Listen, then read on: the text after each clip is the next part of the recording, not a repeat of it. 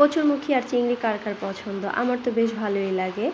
Hello, আসসালামু আলাইকুম everyone, সবাই কেমন আছেন? আশা করছি সবাই ভালো আছেন। ওয়েলকাম করছি রূপস কুকিং ডায়েরি থেকে আরও একটি ভিডিও দেখার জন্য।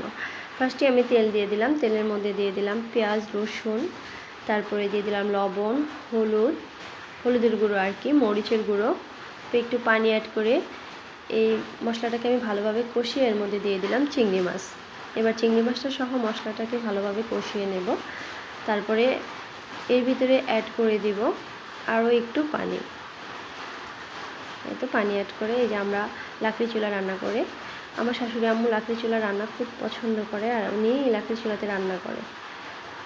এই তো কচুরমুখীগুলো দিয়ে দিলাম চিংড়ি মাছের মধ্যে। এবার আর একটু ভালোভাবে কষিয়ে এবার গরম পানি অ্যাড করে দিলাম ভিতরে।